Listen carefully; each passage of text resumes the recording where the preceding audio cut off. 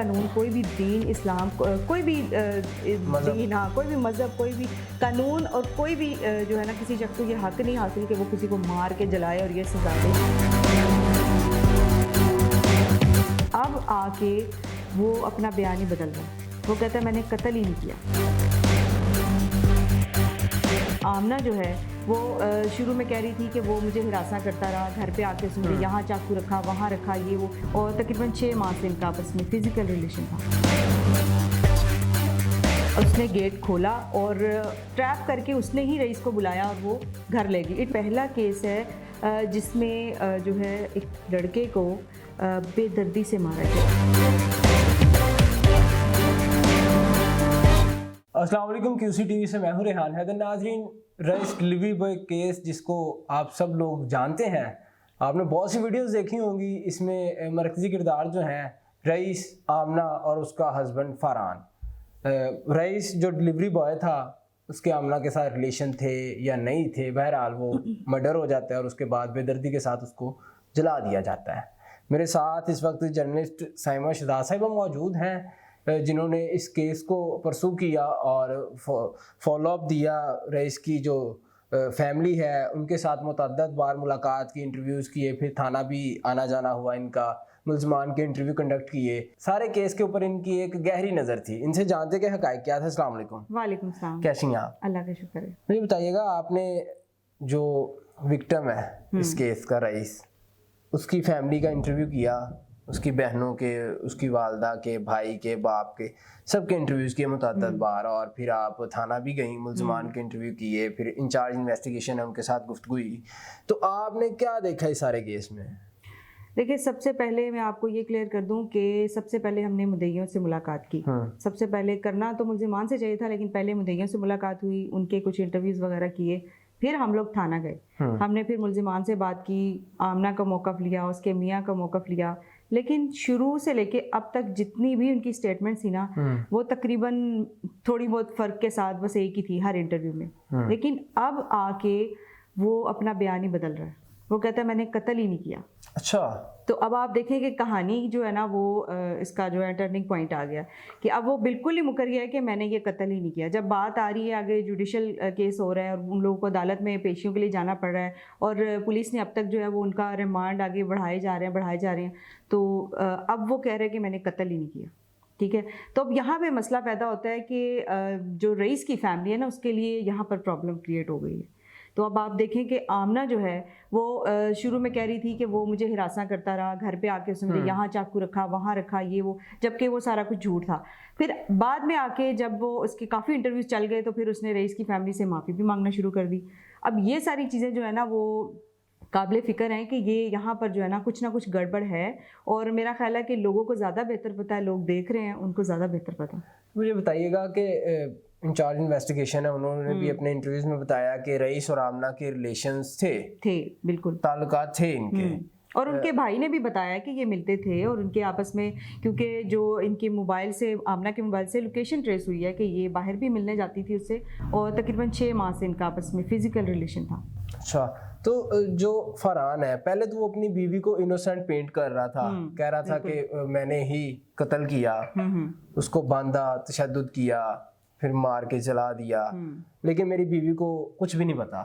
तो आपको क्या लगता है इसमें कितनी सदाकत है? अच्छा, इसकी सवाल आपने बहुत अच्छा किया। इसका जवाब मैं आपको ये देती हूँ कि जब मैंने वकील साहब से बात की, जो रईस लोगों की फैमिली की तरफ से जो वकील था, उन्होंने मुझे बताया कि जो रईस के जो 2 दोस्त थे ना, जिनका अभी तक कोई मौक़िफ़ सामने नहीं आ रहा, उन्होंने बिहाइंड द कैमरा अपनी कुछ स्टेटमेंट दी है उनकी फैमिली को, जो मुझे मेरे तक भी पहुंची है। यानी कि रईस के साथ 2 लोग गए थे, और उन्होंने वहाँ पर उस वक्त आमना ने गेट खोला था और उन्होंने टेरेस पे 2 लोगों को देखा था, जिनमें फरहान और उसका भाई था।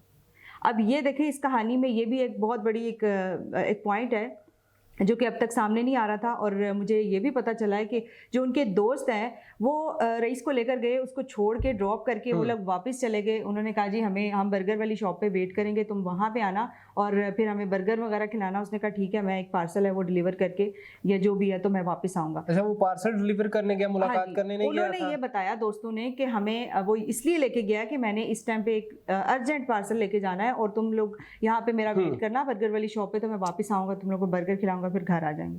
तो ये बात हुई थी। लेकिन उन दोस्तों ने बताया कि 2 लोग टेरेस पे थे। इट मीन्स कि आमना गेट पे आई, उसने गेट खोला और ट्रैप करके उसने ही रईस को बुलाया और वो घर ले गई। इट मीन्स कि सारे लोग इन्वॉल्व थे इसमें। ठीक है, तो ये सारे इन्वॉल्व थे। तो अब चूंकि फरहान बिल्कुल सिरे से ही मुकर गया कि भाई मैंने कत्ल ही नहीं किया, मुझे क्या पता, मैंने तो मारा है, तशद्दुद किया और छोड़ दिया है, बाकी 2 लोगों से पूछो। तो कहानी किस तरफ जाएगी, क्या नजर आ रहा है आपको? देखिए, अब तो यहाँ पर काम आता है हमारे जो कानून नाफिज करने वाले इदारे हैं कि वो अपनी इन्वेस्टिगेशन ठीक तरीके से करें और एक एक पॉइंट को पकड़ें। और ये भी मुझे पता चला है कि जो मुल्जिम फरहान है और आमना है, इनका आपस में भी कोई क्लैश हो गया, दोनों फैमिलीज़ का। फरहान का वकील अलग है, आमना का वकील अलग है। ये भी बहुत बड़ा एक पॉइंट है जो मुझ तक पहुँचा है। आप देखें, कहानी बदल ही गई है टोटली। शुरू में हम देख रहे थे कि जो हस्बैंड है वो अपनी बीवी को इस कदर सपोर्ट कर रहा है, वो कह रहा है कि मेरी बीवी इनोसेंट है, उसने कुछ किया ही नहीं है। और अब आके उनके वकील तक चेंज हो गए हैं और आपस में पता नहीं क्या मामला चल रहे हैं। तो यहाँ पर अब वो अपने बयान से भी मुकर रहा है कि मैंने कत्ल ही नहीं किया। तो यहाँ पर आमना के लिए भी मुश्किल है, क्योंकि उसने भी अगर अपनी जान बचानी है, अपने आप को बेगुनाह साबित करना है, तो उसके लिए भी बहुत सारे सबूत चाहिए। रईस की फैमिली को भी बहुत सारे सबूत चाहिए। और ये भी हमें बताया गया है रईस की फैमिली की तरफ से कि रईस की बहुत सारी चीज़ें मिली हैं, उसका सामान मिला है, उसका लैपटॉप या कुछ चीज़ें इस तरह की हैं जो आने वाले वक्तों में ज़रूर दिखाएंगे। अच्छा, मुझे बताइएगा, इस सारे सिनेरियो में बहुत डीप जाके आपने देखा सारे केस को। मैं अभी भी इसको परसू कर रही हूँ। आप अभी भी कर रही हैं। आपको क्या नजर आता है इसमें, जालिम कौन है, मजलूम कौन है, या रईस भी गिल्टी था? क्या सारा समझ नहीं आ रहा, आवाम जानना चाहते हैं। देखिए, ये हमारी हिस्ट्री का एक पहला केस है। पहले भी इस तरह वाक़यात होते हैं, लेकिन ये एक पहला केस है जिसमें जो है एक लड़के को बेदर्दी से मारा गया, उसको इंतहाई दर्दनाक मौत दी गई है। बेशुमार लोग हैं, बेशुमार औरतें हैं शादीशुदा जो अपने जो है शादी होने के बावजूद एक्स्ट्रा मैरिटल अफेयर्स रखती हैं। लेकिन इस लड़के के साथ इन्होंने बहुत बुरा सलूक किया। इनको कानून हाथ में नहीं लेना चाहिए था, उसको मारना नहीं चाहिए था। और बता ये रहे थे कि हमने उसको मार के जलाया, मार के नहीं जलाया, उसको जिंदा ले जाके उसको जलाया। ये भी बाद में हमें सारी चीज़ें खुल के सामने आ गई हैं। अभी मज़ीद और चीज़ें सामने आएंगी, लेकिन इस सारी कहानी में जो मेन मुजरिम है ना, वो औरत है, वो आमना है। अगर वो चाहती, लोग कहते हैं ना रईस की गलती है, रईस की थी, उसकी भी गलती थी, लेकिन आमना को चाहिए था कि वो किसी तरीके से उसको इन्फॉर्म कर देती कि अब तुम्हारी जान खतरे में है, लिहाजा तुम यहाँ से गायब हो जाओ, और सुधर जाती, कुछ अपने आप को चेंज कर लेती या कुछ इस तरह।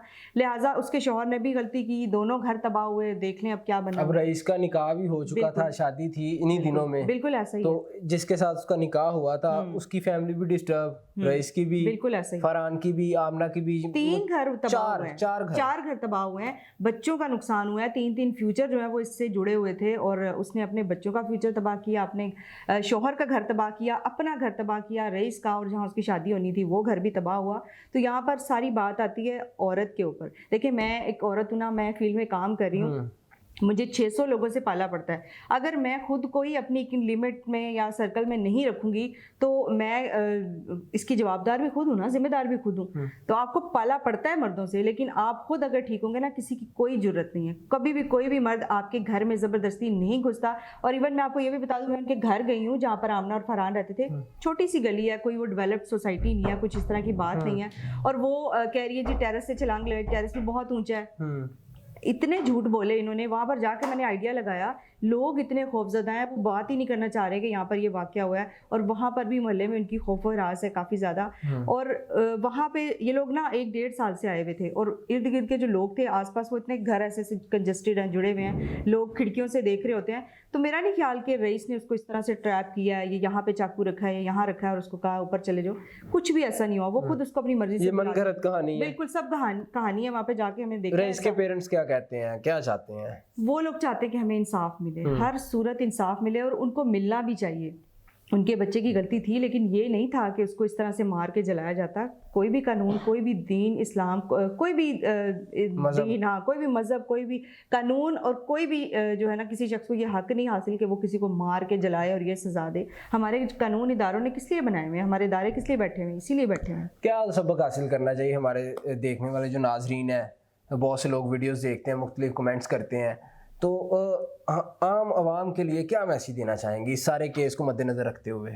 मैं ये सब लोगों को मैसेज दूंगी, यहाँ पर औरतों के लिए भी मैसेज है और मर्दों के लिए भी बहुत बड़ा इबरतनाक मैसेज है कि जब आपकी शादियाँ हो जाती हैं, जब आप किसी के साथ कनेक्टेड हो जाते हैं, कमिटेड हो जाते हैं, तो आप अपने घरों को देखें।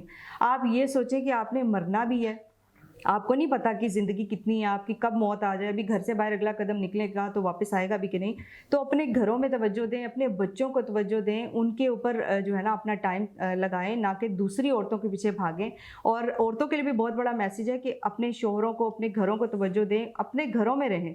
और अगर आप काम करती हैं, फील्ड में भी काम करती हैं, कहीं भी जाती हैं या कुछ भी इस तरह का आपका मर्दों से वास्ता पड़ता है, तो फिर भी आपको अपनी इज्जत का ख्याल रखना चाहिए। ठीक है, बस ये बहुत बड़ा मैसेज है। इससे आपकी बहुत ज़्यादा एक शख्स की ज़िंदगी से बहुत सारी ज़िंदगियाँ जुड़ी होती हैं, तो जब आप अपनी ज़िंदगी का ख़राब कर रहे होते हैं तो बाकी सब लोगों का भी जो है ना वो नुकसान हो रहा है। जी, तो नाज़रीन, इस खूबसूरत मैसेज के साथ आपने अपनी राय से कमेंट सेक्शन में ज़रूर आगाह करना है। मुझे दीजिएगा इजाज़त। अल्लाह निगहबान।